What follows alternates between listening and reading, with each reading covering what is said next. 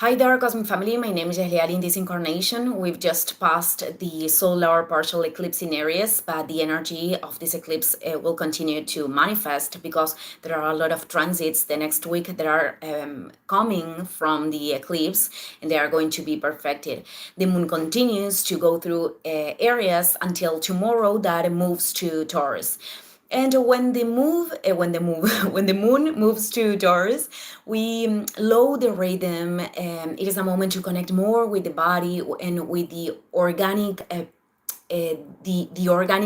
movement of the processes. If you have been experimenting a lot of acceleration, then it is a moment to low down. And if you have been experimenting resistances regarding decisions or beginnings, it is a moment to give form to descend to Earth. So Mercury, in a few hours, it is going to come back to Pisces, and at the moment that it comes back to Pisces, has an encounter with Neptune. And Neptune, it is about entering Aries. So this conjunction, it was repeated in March 2nd, but at that moment, Mercury was direct. So what is important about this? Mercury, it is not only the planet that rules our communication, but also the way our mind operates. And when Mercury is in Sagittarius, sorry, when Mercury is in Pisces, happens this. When Mercury is in Pisces, we have the tendency to be more dispersed and to imagine, the possibilities, to be much more connected, even daydreaming, but the thing is that it is important to attend this thing of expectations, even if they are too positive or too negative. I am saying this because we usually listen, that the spiritual path, it is mainly about being positive, regarding the things that we are going through. And I think it is different being positive from reconnecting with the faith and the inner confidence that we are going through exactly what we need. Because expectations, even if they are very, very nice ones, could lead us to frustration if life is proposing something different that is not adjusting to those expectations. And if expectations are too negative, we are not going to feel like moving forward. We are not going to be motivated to continue in our path. So I think this is important with Mercury in Pisces. It is not about not being able to dream, but to let go of expectations regarding reality. And also, I think this conjunction between Mercury and Neptune, it is mainly, we are reviewing something that started at that moment at the beginning of March. And it tells us that we cannot be like in the plane of imagination eternally. I mean, if we are, for example, writing a book, creating a song, there comes a moment where we need to finish that. We cannot keep imagining possibilities, ways of creating the book or the song, or arrangements, whatever thing. There comes a moment. Saturn, it is very, very close in mathematical degrees. In fact, Venus, Saturn, the North, they are all there in the last degrees of Pisces.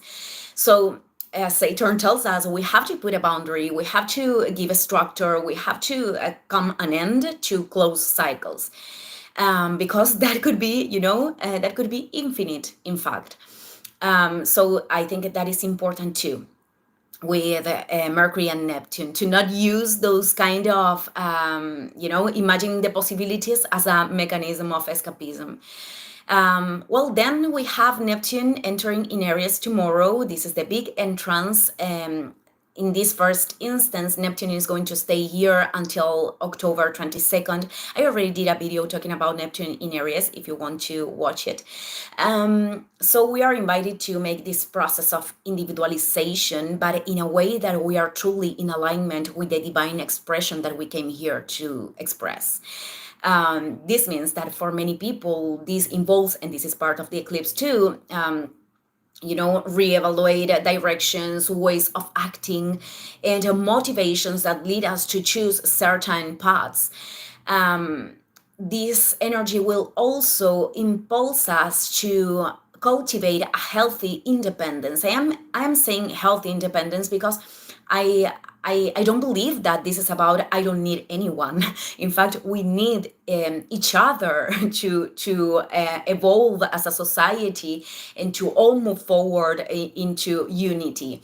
But cultivating a healthy independence, curiously, it is impulsing to this unity to each one of us. I'm going to put an example in here because this is about using the martial energy, which is Aries, to give a cut to experiences that aren't actually aligned with our soul. Um, and if, for example, I am cutting the dependence that someone else has on me, I am impulsing indirectly because I am not responsible for the path of that person to I'm impulsing that person to solve and to learn and to develop their own potential.